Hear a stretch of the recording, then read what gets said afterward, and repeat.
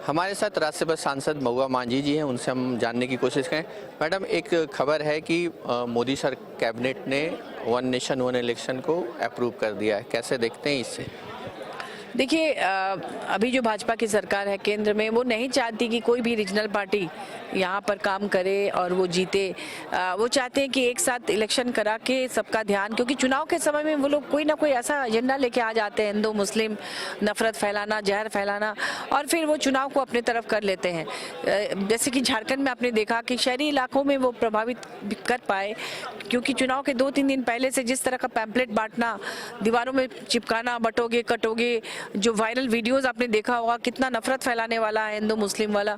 तो इस तरह से ईसाई सरना को लड़ाना, हिंदू मुस्लिम को लड़ाना, इस तरह के एजेंडे से वो चुनाव जीतते हैं ज़्यादातर समय में।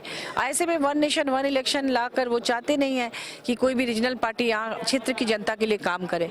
हमारी सरकार जो काम कर रही है उस तरह का काम वो नहीं चाहते, क्योंकि वो चुनाव के समय में कुछ सीजनल पंछियों को लेके आते हैं, उनको यहाँ पर घुमा घुमा कर धर्म को लेकर, जाति को लेकर नारे लगवाते हैं, लोगों को गुमराह करते हैं, और फिर चुनाव के बाद वो पंछियां फुर हो जाती हैं।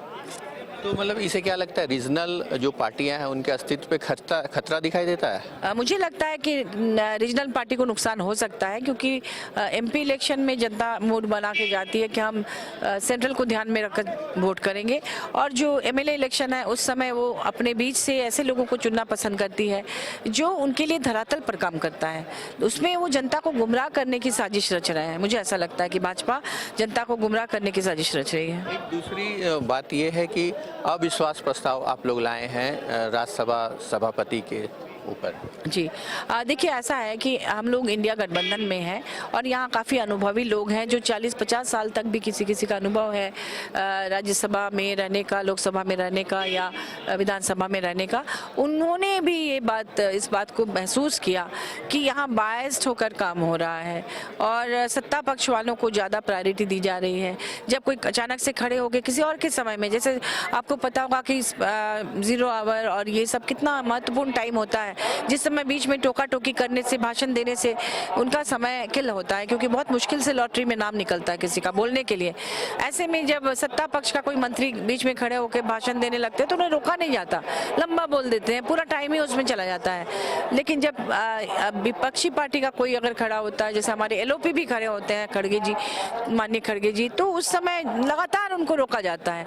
267 का नोटिस दिया जाता है कि हम इस बात पे बात करना चाह रहे हैं। इतने सारे नोटिस पढ़ने के बाद भी इसको इग्नोर किया जाता है कि नहीं, हम इस पर बहस नहीं होने देंगे। आखिर क्यों? विपक्ष को भी मौका मिलना चाहिए। विपक्ष भी इसमें महत्वपूर्ण लोग हैं।